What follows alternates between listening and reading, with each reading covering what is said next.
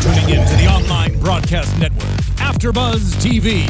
Over 20 million weekly downloads in over 150 countries, and your #1 source for after-show entertainment.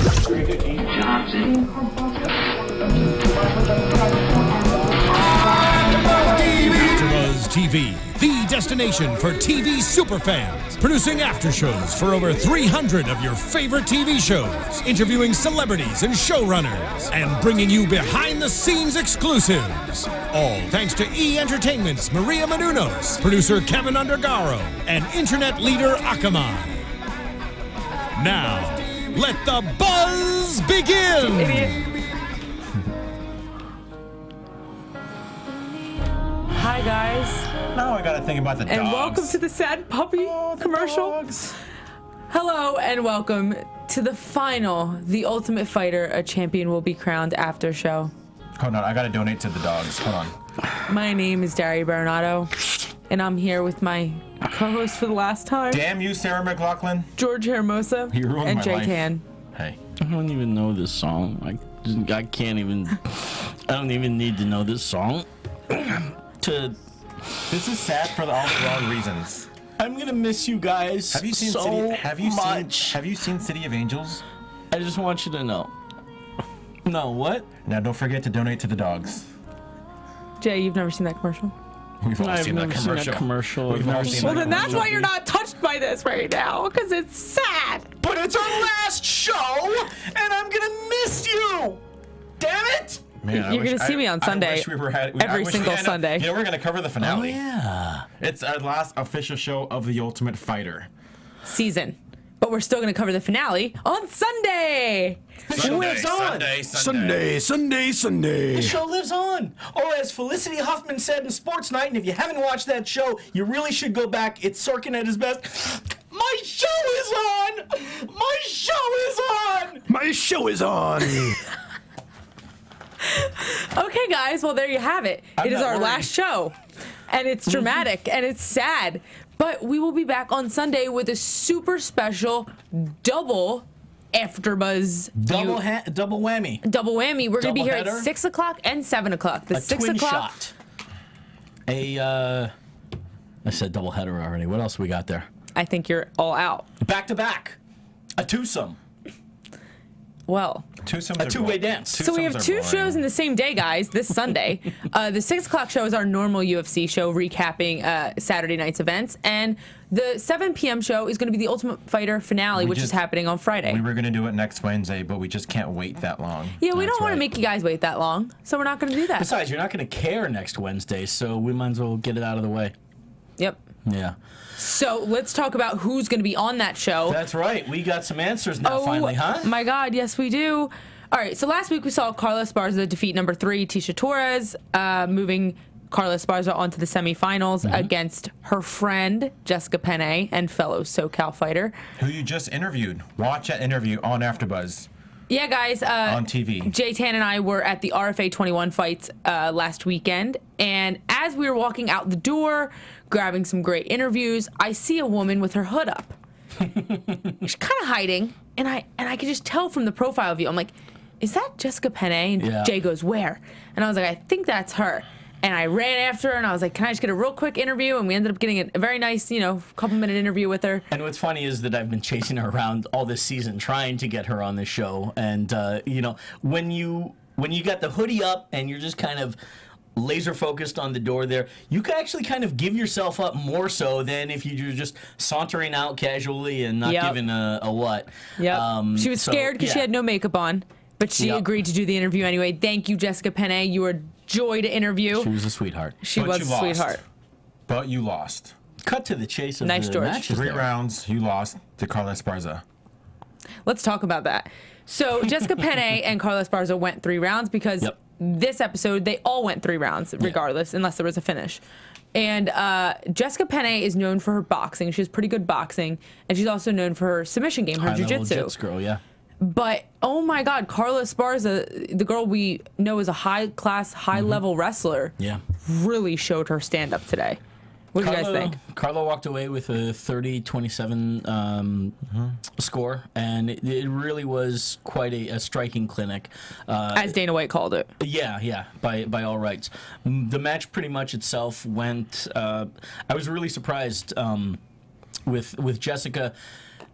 Not quite sparking or getting off her shots like I would have expected her to. She was attacking very straightforward. I didn't really see a whole lot of head movement or footwork like I would have expected. Carla was dancing around a lot, stick and move, really good with her strikes, coming over the top with overhand rights, mixing it up between the body and the head, firing up and down, and was just super fast compared to Jess. She was getting off 2, 3, 4 shots when Jess was throwing 1 and 2 strike combos.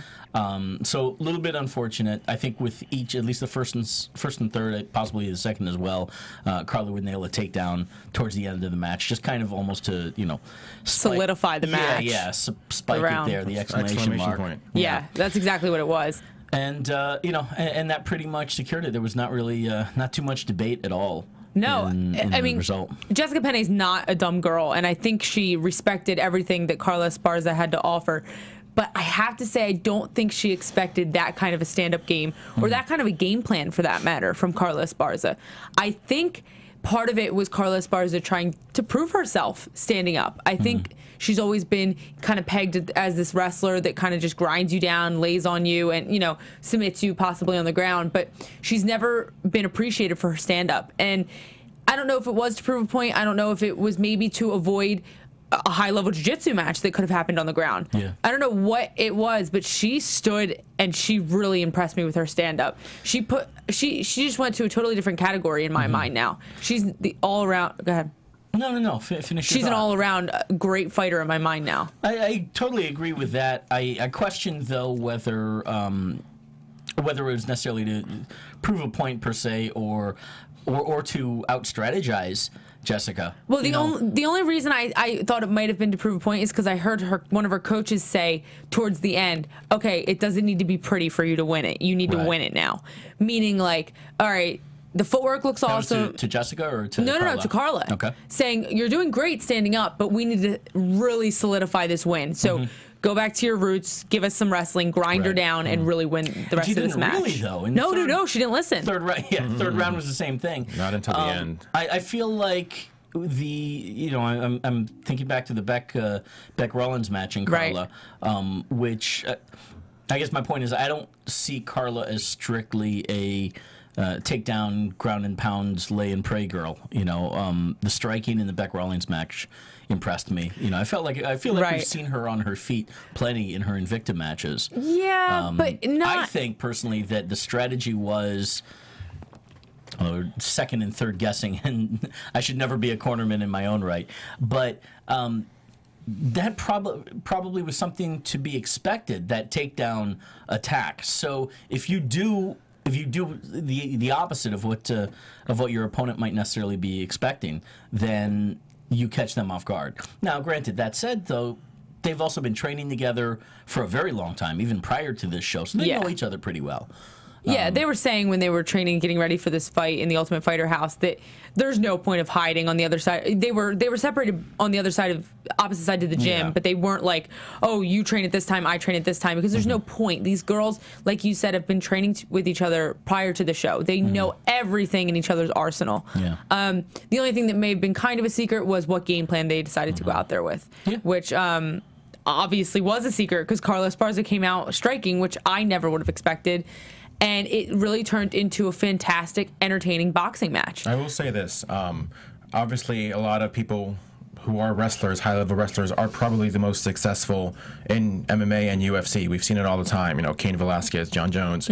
Their emphasis is wrestling. That's their baby, It controls the fight. Yeah, so I'm a huge fan of those high-level wrestlers having that as kind of a, how can I say, not the game plan, but just kind of like what's the foundation, called? The basis. No. It's like the backup plan. So I liked it because I saw Carla kind of saying, if I can strike with her, I'm going to strike with her, which she did. Right. But if I need to, then I'll take her to the ground. Wrestling. Which So I like that. I like the fact that she didn't stick to what, her foundation, which is wrestling. She said, "Oh, let me see if I can strike with her, outstrike her, and then, if I need to, I'll take her down." And I like that. I love that when you have those wrestlers, not just relying on wrestling, seeing how else they can beat you. So I really, really like that fact about Carla. That's a valid point. I mean, John Jones was a great example because we see him stand and strike all the time, and he has some of the most dynamic striking in the game. And submissions as well. And submissions. But Carla Esparza, she was picking Jessica Penne apart. She wasn't just, handling her own and standing with her. She was dominating. Yeah, so she was outstriking her by a lot. Right. So, I mean, if you're in that fight, what are you going to do? Oh, I'm going to avoid what I'm doing right and just stick to what I know. No, it's like you're going to keep doing what's winning Whatever's the fight working. for you. Yeah. Whatever's working. Yeah. I really, really was impressed by Carla. And you said it best when she's not just a wrestler. She can do a lot more. She can outstrike you. I mean, it's kind of it'd be cool if it was like a submission finish, just so she can do everything. But yeah, she definitely controlled that fight, completely just struck her and just. Penne wasn't really able to do much. She, like Jay said, she was playing the stick and move game. She was coming in so quickly, burying her chin down, throwing some, great accurate overhand rights and getting the hell out. And that was the smartest game plan. Jessica Penne had a big reach advantage and a height advantage on Carla Esparza. And I know from my personal experience, when I'm sparring with someone that's tall, you have two options. You're either faster than them, you get in and you get the hell out, or you come underneath their punches and you move a lot, and or a combination of the two. And Carla Esparza definitely picked the first one. She was coming in and getting the hell out. Because you stay there too long and you stay in their range too long, you're putting yourself in a lot of damage. And she didn't take that chance because she respected Jessica Penne's stand up, I'm assuming, and she was just in, out, moving, cutting the angles, like you said, Jay, really using her boxing footwork. She looked good. I mean, Carla did get tagged a little bit, so if you go back, look at Carla's right eye, it was pretty Oh, brutal. Yeah, and that was from a jab of Jessica Penne. Exactly, so just to respect the fact that she did get tagged, but she didn't just give up. Oh, yeah, maybe she got hit a few times, but she's still completely outstriking Jessica. She's not just going to give up just because of a couple jabs, Well, I like that. At that level, of course. I don't think anybody does, you're right? Go for the gusto there. Yeah, exactly. No surprise at all. All respect to Jessica Penne. She, like you said, she had Carla's eye closed at the end of the first round. They were putting ice on it, and it was shut. And another thing. If Carla wasn't moving as fast as she was moving, if she was trying to stay in the pocket and box with Jessica, both of her eyes would have looked like that because Jessica has great boxing. But like I said, she was just too quick. Her movement was too good. I wonder if kicks wouldn't have played more of a factor in it. Meaning what? Jessica. Well, with Jessica's arsenal, she was throwing combos mostly to the head from what I saw. There really weren't a lot of kicks at all. This was a striking match, and to that end, it was much more of a boxing match than it was kickboxing. Now, granted, I know you throw kicks against a wrestler, you run the risk of getting taken down. A big risk. Yeah. Especially against someone like Carla. Well, that's what I wonder. I mean, granted, Carla was coming in and coming out, and if you throw a kick when Carla's coming in, she has that momentum to grab the leg and drive through you. But that said, I mean, how much worse could how much worse could it have gone? Jessica didn't get. I mean, she tagged up Carla quite a bit, but didn't get really, for the most part, any advantage, or time in terms of the striking exchange there. It would have. So I'm going to put money on the fact that it would have looked more like Tisha Torres versus Carla if she would have thrown kicks. It would have been takedown after takedown after takedown. I think she would have. Now that said, abandoned her game plan. Yeah. Of standing and striking with Jessica and took her down and grind her. Okay. And Jessica with is it purple or brown belt in jiu-jitsu? Right. Would have been more equipped to deal than Tisha would have, for example. I completely agree. And that's where I wonder, if it had gone to the ground, would Jessica have been able to capitalize a bit more so on that? I agree. Yeah, I think so. Possibly because I think, like I said, I think one of the factors of Carla keeping it standing was not the fear, but the sense and awareness of how great Jessica's ground game is. She's a submission artist. There's wrestlers and then there's submission artists. A lot of wrestlers aren't great with their offense and their submissions. They're good at grinding and maybe some great ground and pound. But Jessica Penne is great off her back. I mean, great in the guard. So if Carla would have taken her down and maybe sat in her guard for a couple minutes, it could have gone bad for Carla. And I would have liked to have seen it down there. I think it would have been high level and really entertaining. It's just a matter of whenever you have a high-level wrestler versus a high-level jiu-jitsu, it's always been a matter of... It becomes a striking match, right? Something like that, but it's always comes down to, is their wrestling better than their jiu-jitsu? Yeah. I mean, Right. it's always going to come. We see it all the time. I remember watching George St. Pierre versus Jake Shields. George St. Pierre, probably the best wrestler in the welterweight division, maybe even ever. Jake Shields, a great wrestler with submission. Guess what it was? It was a stand-up warfare. Anderson Silva versus Damian Maia. Anderson not known for his wrestling, of course, but he would not go to the ground with Damian Maia. Not at all. Like, I mean, Maia was literally just sitting there, and Anderson would just how he kind of started clowning him, but it was like he was not going to go down with Maia at all. So like I said, a lot of times it's just a matter of their jiu-jitsu, if it's a lot better than, whether it's somebody's The wrestler's wrestling, right. or whatever, yeah. Grappling, not all grappling is the same, and they're cousins to each other, clearly, so... Yeah. Whose grappling is more than the others, and who doesn't want to test it there? I know whose was better, Randa Marcos's wrestling or Rose Namajunas' submission game. Right? That is a perfect example of high-level submission game or ferocious submission game in this case versus really good wrestling. Randa Marcos was a high school wrestler, I believe, and Rose Namajunas is very good jiu-jitsu practitioner. It's funny that she's known for her striking. That's the scary part. Rose? Yeah. Oh, she's known for everything. But I mean, mostly for her striking. Yeah. So the fact that she's known as a Muay Thai everything, and she can still submit you, now that's scary. Did it 3 times this That's season. scary. I consider Rose like the ninja in the division. Like, she's just a ninja. She can throw the way she throws her kicks and the speed that the kick from the ground to the head it blows my mind. Yeah. She has such quick hips, which is exactly why her submissions are so good. Because submissions are all about your hips, your hip movement. So arm bars, triangles, and kimuras. She's just so quick. Yeah. She's quite the total package there. She's very intense. In her match, she, although poised and composed, sharp with her grappling skills and sneaking something in when you don't see it coming. And then afterwards, she's still got that Diaz brothers mad dog look of intensity. Yeah. She is probably one of the most emotional fighters we've seen in the Ultimate Fighter or in the UFC. Yeah. I could argue, and in a positive way too. I think that she's certainly. I would guess in the 6 months or so after having shot this thing, that she's continued to train her emotions. I think it's a thing that drives her, and I would guess is pretty well versed in terms of controlling them, as opposed to letting them control her. And we'll certainly see that Friday night when the result is Carla Esparza versus Rose Namajunas for the very first UFC strawweight world championship. Let me just say something about Rose. We've said this for weeks and weeks and weeks. Now, I said this past Sunday that Pettis has started to see some comparison with Anderson Silva as far as just excitingness or excitement and everything. Now it's like I can see Rose comparing to Pettis, who I just compared to Silva, where she's got that cold killer instinct, but she's so exciting to watch.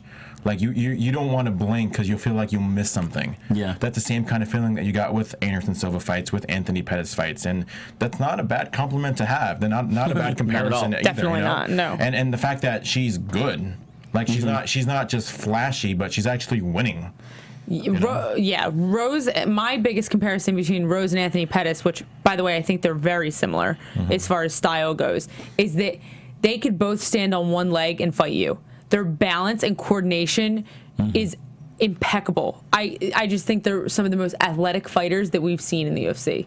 So I think that comparison's very fair. To give you guys the results, Rose Namajunas won via Kimura in the first round against Randa Marcos.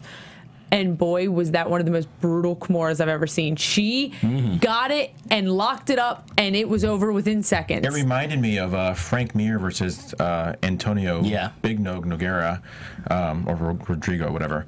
But and where he had it, the Kimura, and they kind of started flipping over and locked it in. I mean, thankfully, it didn't have the same end result because Frank Mir broke Nogueira's arm. Right. So thankfully, Randa knew, to tap out before her arm was broken. But it looked like it was pretty close to getting broken because there was a lot of similarities between that and the Mir fight. The thing about a Kimura is that 1 second, the person's just starting to go for it, and you think you think you have 10, 20 seconds to get out of it. You're fine. And then the next second, you're scratching your back. Yeah, you're too far into it. It's the kind of thing that unless you have really, really flexible shoulders, which a lot of like gymnasts and yoga practitioners have, a lot of girls I go with that are super flexible, you can twist that Kimura really far. But unless you're one of them, it's like that pain where you have to tap or you're going to break your Especially that flip over that the two girls did had me kind of cringing for a moment there. If you're, especially like in half guard, if you can't get your legs out, if you've got the Kimura, if you're in that position and you get the Kimura on you, you'd better be able to move your hips. As you said, hips is a big thing. Absolutely. Another way to escape so your hips can follow your arm. Otherwise, good night. Yeah, Rose wouldn't have gotten the Kimura had she not had the half guard. If she didn't at least have one of Randa's legs, she wouldn't have gotten it because Randa would have been able to, like you said, move her hips out and get out of it. So she was doing a great job of maintaining that top position in half guard and cranking that arm. Oh my God. That was a good, exciting for one rounder. For one rounder, Randa took it to her. Came in with flurries, attacked pretty. There was a bit of a feeling out period, but attacked her. Let's talk about that. There was what one happened part there. Where Rose started, shimmying Muhammad Ali style. Yeah. And Randa was like, I mean, that's usually kind of. At times, I'm not saying always, but at times it's kind of like taunting. Not mocking but taunting your opponent in some ways. We're kind of like, I have time to move my feet and just to show off, Yep. And Randa just brought it to her. She's like, screw this girl, I'm just gonna start swinging, and looked like it was kind of going back and forth for a little bit. And then it got to the ground, and then she got submitted. Well, let's clarify. Randa didn't just swing after that happened. Randa charged and went berserk after Rose did that, almost as if it was like the biggest insult ever, which was awesome. That's what we want to see. Dana White loved it. I loved it. I mean, you have a girl that's doing like some Dominic Cruz footwork, some Muhammad Ali footwork in front of you, and listen, it was no disrespect from Rose. I honestly think she was just that excited and that pumped up that her body was just moving where it went, and it was awesome. And Randa Marcos did not take that lightly. She charged at Rose. Guys, if you haven't seen it, please go back and watch that. And she was throwing haymakers, and then Rose got her. It went to the ground. It was a good scramble on the grounds. I think Randa was on top for a bit, and then Rose was able to flip it around. Right. Well, I think she worked the Kimura from bottom and then rolled her over. Yeah. Both matches paid off. For a show with just matches and no drama, certainly it was good. Good stuff to watch. So this Friday, guys, December 12th, we have Rose Namajunas versus Carla Esparza for the first ever strawweight title championship of the UFC. How crazy is that? We've been watching this season unfold. We've seen so many all 16 of the girls in the house, 2 of which got injured, Justine Kish and Heather Jo Clark, but Heather Jo Clark seems to be ready to fight. She's fighting this weekend. What do you guys think? What do you make of this season? Where do you think our stars are? It kind of ends up... I don't want to say this is one of the more memorable seasons for the obvious reasons of new cast, new title. Right. They did a good job playing up the characters. Actually, I should clarify whether the women played up their characters and gave the editors stuff to work with. They absolutely did because it was there. And whether the producers and editors, their hand in it as well. There's a lot of women coming out of here that I think the fans are really curious to see. Whereas the past several seasons, it's been pretty dry. What was the last? The last one was Frankie Edgar and BJ Penn. Prior to that, Dana. I mean, even you can go to that one though, where Dana White literally called everyone out and was like, "This is probably one of the most boringest seasons I've ever seen in my life." Yeah. You know, pretty much called everybody out that everybody didn't have the fight, the urge to win, the urge to fight, the urge to do anything. And prior to that was Kyle Noak and Patrick Cote, which that was the international one though, but that played on Spike or not Spike, excuse me, Fox Sports 1. Oh, that aired, and then I think. But when it was like 18 was still considered the Rousey Tate. Oh, was that okay? Yeah, season 18 was Ronda Rousey versus Miesha Tate. Season 18, we're at 20, so that was 8. Rousey was 18. BJ Penn Edgar was 19. Okay, which means the 17 was Noak and. I don't think that counted. I think that was just like Ultimate Fighter Nations. It probably happened to be aired on Fox Sports, but. Okay. Either way, this is the most exciting season we've had in a while. Yeah, I agree. Is it because of the ladies, or is it just because of the competitiveness of being the new champion of the UFC? Bit of each. Yeah, a little bit of both. Yeah, I mean, I enjoyed the past 2 seasons, but I think the Ultimate Fighter has gotten to a point where it's so competitive, which makes it not as much drama and fun. I like the fact that even though they all had a contract, it was still competitive. Like, it wasn't, everybody has a contract already, but it's still fighting for the belt. Right. It didn't lessen their drive or urge to win, you know? Right. There was no sense, you know, a lot of times where it's like, oh, well, it doesn't really mean much because they already have a contract anyways. No, it's like they still were all super competitive, super, you know, eager to fight. But whether you're fighting for a contract that is better than the contract that you'd otherwise get going into the UFC, you know, a typical 8-8 starter contract. Very true. Whether it's that or it's the title, there's always going to be some carrot dangled in front that obviously sweetens the pot or is the definition of why you're there. That was the case with the women here. That was a unique thing. But at the same time, in previous seasons, that contract was there, and guys had a reason to go after that. It was more than what you were necessarily going to get. At a certain point, probably in the middle part of the whole arc of this entire show, the series itself, guys did know, okay, chances are I'm going to get a UFC contract anyway. Whether I fight, as long as I do well and I don't act a fool, I will get a contract, and then I'll fight my way through, up through there. But that has lessened to be the case, if that's even a term, frankly. I apologize. That hasn't been the case as much in the past few seasons. Fewer guys are automatically getting brought over from the season onto the main roster. Right. So it's... although we have an influx of UFC, you know, we have the Fight Pass, we have the Fight Nights, and we have the pay-per-view. Maybe fighters look at this and they're like, oh, there's so many opportunities now, which there is, and which is awesome. And I love that about the UFC now and how much it's grown. But at the same time, it still needs to be the most selective MMA organization in the world, in my opinion. You know what I mean? It has to keep that notoriety of being the best in the world. Unless you're a professional wrestler. Yeah, you just said best in the world. But carry on. Anyway, we'll get to CM Punk later. But yeah, it needs to carry on that notoriety. And listen, it could be best fighter or best ticket sales. You know, you're such a piece of entertainment. Yeah, like if you go on the Ultimate Fighter and you know you're a Diego Sanchez or who is Chris Lieben, you know what I mean? Like I'm all for you getting the contract because you entertain me. You sell tickets and you put... Or Kimbo, for that matter. Exactly. Like, I'm okay with that. Same with CM Punk. I mean, people are mad about it because he's never fought an MMA fight in his life, which I can see. But at the same time, he's going to put people in those seats. Yeah. And why not give him a fair shot? I'm sorry, but not to go completely off topic because I know we're talking about Ultimate Fighter, but you look at somebody like CM Punk, they just said that they're going to put him up against somebody who's just starting. You look at somebody like James Toney, who was a boxer with a 0-0 record. They put him up against Randy Couture. You know what I mean? So it's like, if that's the case, where was the outcry for when James Toney got signed by the... Right. I know he didn't sign with the UFC, just had that one fight. Actually, I'm sure he signed, but he was like, oh, I can't do this after this one, you know? So... Right. Well, it's really funny that people are getting so angry because I think it's going to take one fight. Give him the test. Yeah. Let him do it. You know what I mean? Like, he's either going to get his ass kicked or he's going to really impress us. One or the other, because we either have really high hopes for him or none at all. So let him have it. You know, let him ride the ride. And I was was thinking about today. I'm like, if I was, because CM Punk said, it's all going to tie together. Just watch. CM Punk said, exactly. CM Punk said, listen, if UFC would have said no, I would have done the amateur. I would have gone somewhere else. But they said Punk, yes. you could have come to me. But they said the yes. U of MMA. We're in the same spot as Staples Center. It's the same campus. Yeah, but they telling said, you, we're the best of the best of the not quite there yet. Yeah, but CM Punk was like, oh, but they said yes, so I didn't really have the opportunity to go somewhere else. They should have put him on The Ultimate Fighter.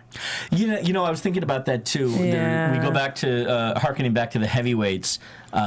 Kimbo Slice was a name at that point in time.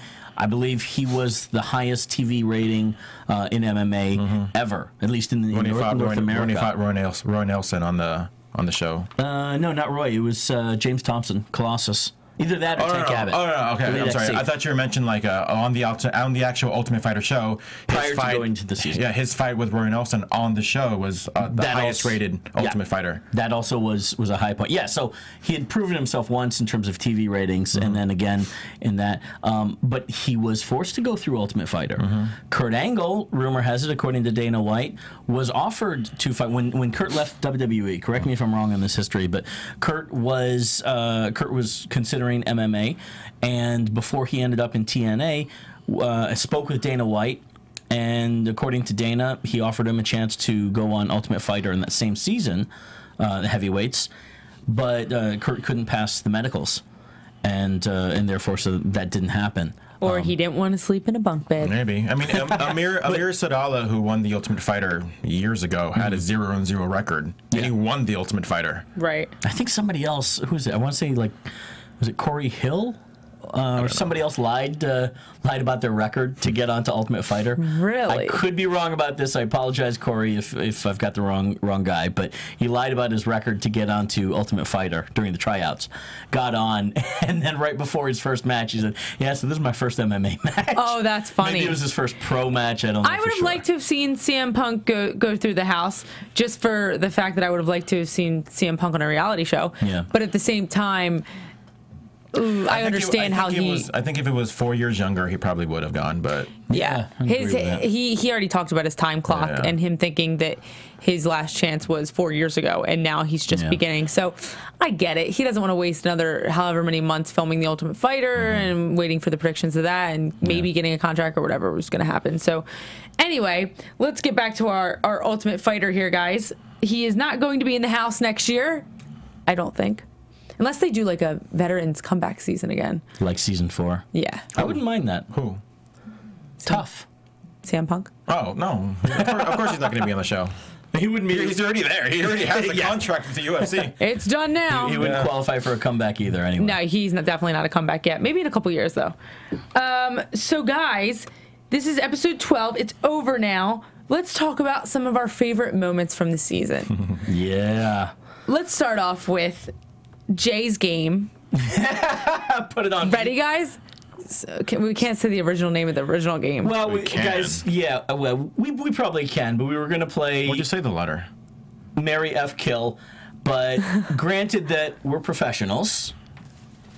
We just made it MMA related. Yeah, exactly. MMA related, and chances are we're going to see these women at future cards out and about or gyms, so it's probably not good to play that game. However, that said, we can modify it, and I came up with Fight, Train, Date. Who would you fight? Who would you train? Who would you date? Boom. You guys get the idea.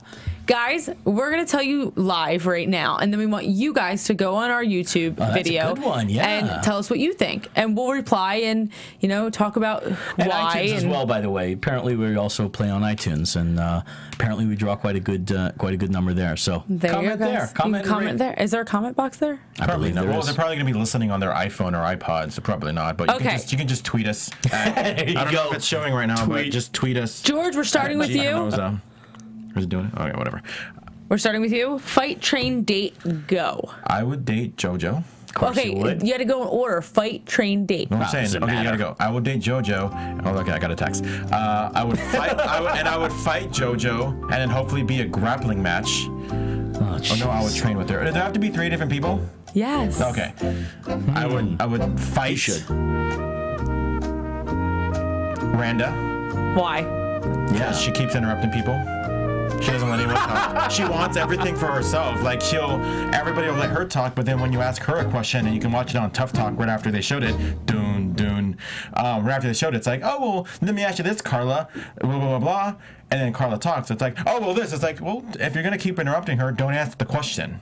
So it kind of, I mean, I'm still not. She doesn't have anything to say to you. She doesn't care what you say. Yeah, exactly. Just stop it. Exactly. It doesn't matter. Yeah, so like, you don't matter to me. That was go away. That's Jay's. Oh Can I have a drink of water?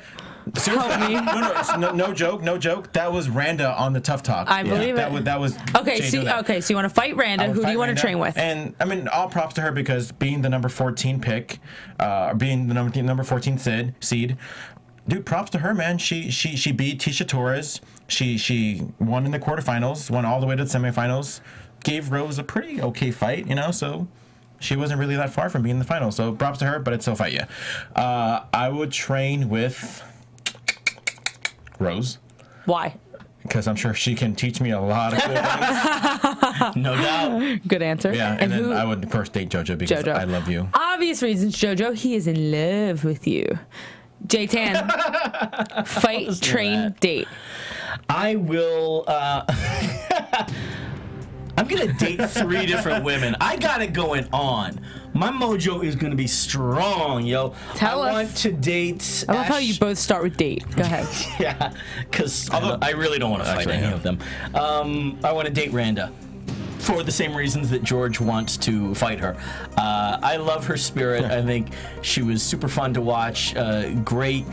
I love the way that she stuck up for herself. She took no shit off of anybody, and I admire that to no end. You are the weakest link.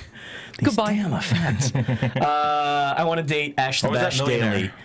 Because here's my story with Ash. In 2008, she was fighting in Cage Rage, and it was one of the 2 times that I went over there to work with the promotion. Met her in passing. It was a match against last name is Barrick.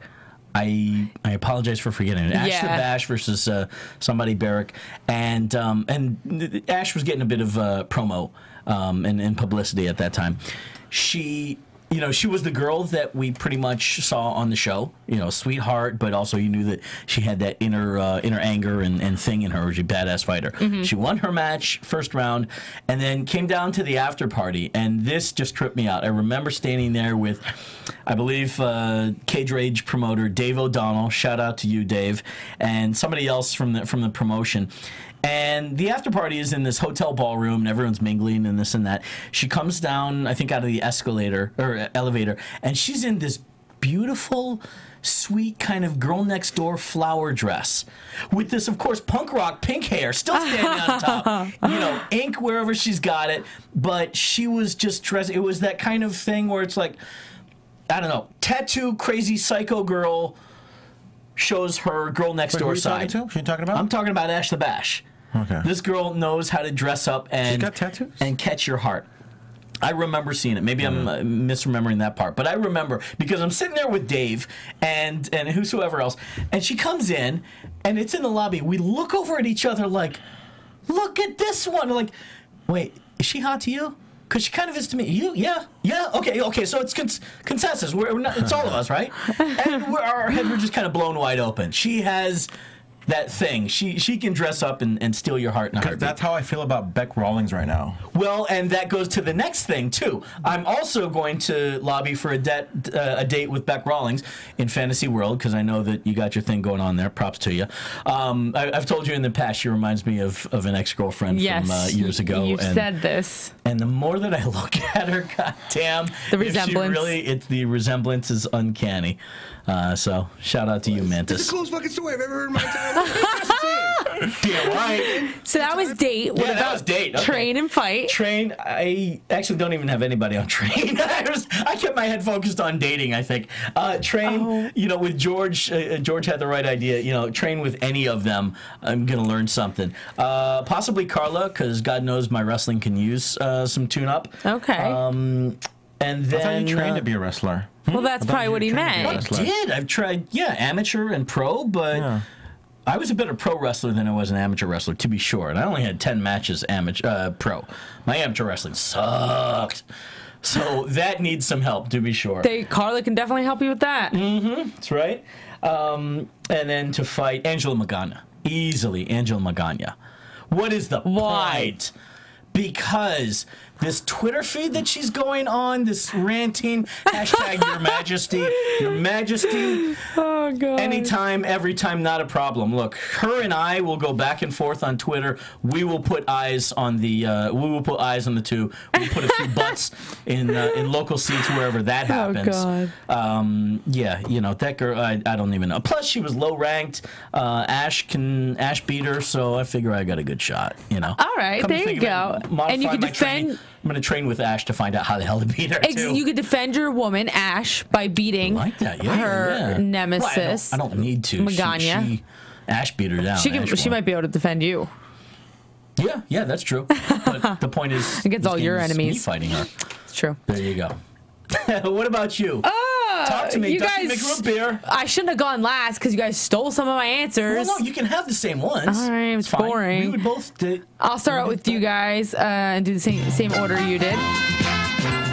Daria Berenato, come on down. Dad, get out of my room. Dad, turn off the stereo. Get out of my room. I'm here, boys. Okay, date. Who's the most interesting girl? Who's the one you would hang out with the most, huh? I think than hang out. I would get along. No, I think I would get along with Best. I like Beck Rawlings. Yeah. I like her attitude. She seems You're good cool, with the nice. scrapettes. But I think I would get along with Best Jessica Penne. Well, because now you guys are BFF. I did meet her from and the I did get 2-minute to interview, video. but that's not why. We were talking about this a couple episodes ago. How her mindset when she fights, she's so real, and she just seems the realest to me out of all the girls on the show. No drama, and she's focused. Yeah, yeah. She seems like no bullshit. Let's hang out. Let's chill. So, date in that sense, Jessica Penne. I think you're a cool girl. I think she'd be fun to chill with.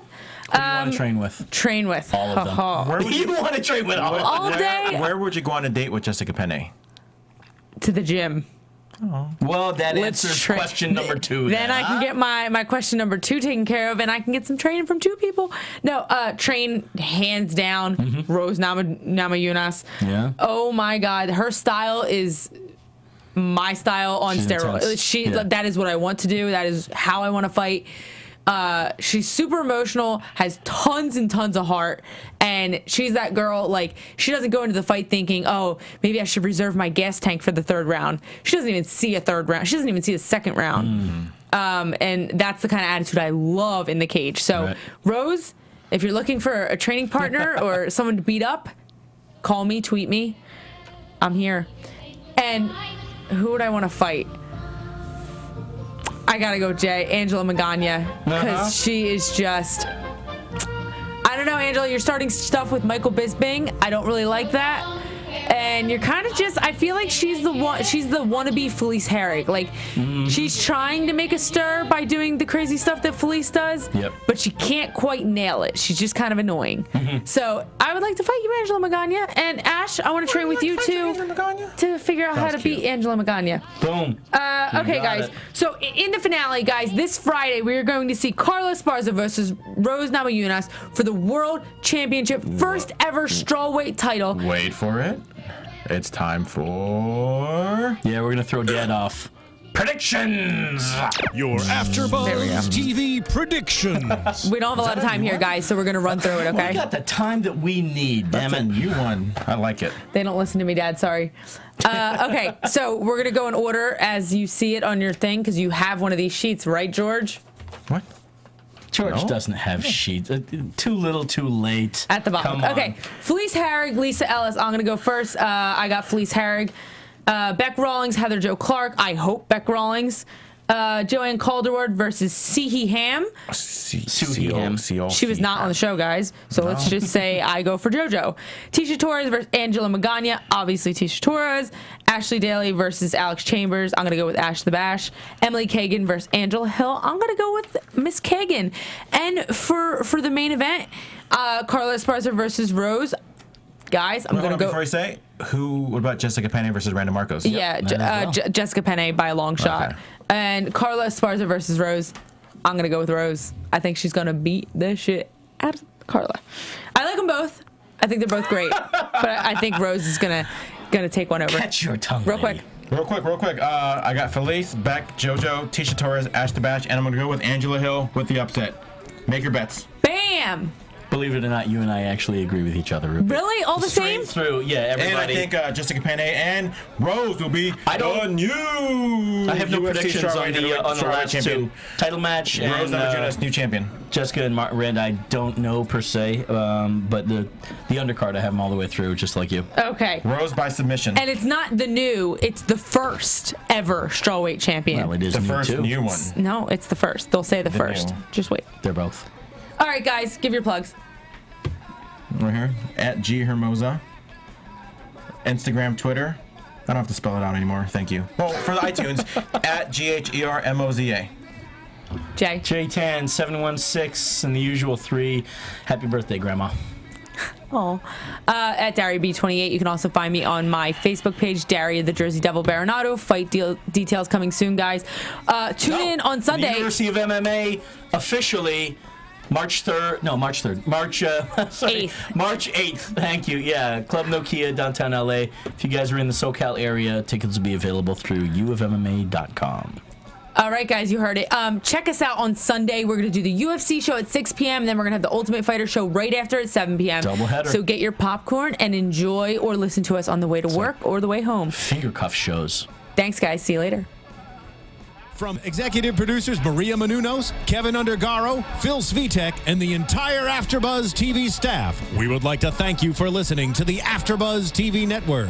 To watch or listen to other after shows and post comments or questions, be sure to visit AfterBuzzTV.com. I'm Sir Richard Wentworth, and this has been a presentation of AfterBuzz TV. Buzz you later. The views expressed herein are those of the hosts only and do not necessarily reflect the views of AfterBuzz TV or its owners or principals.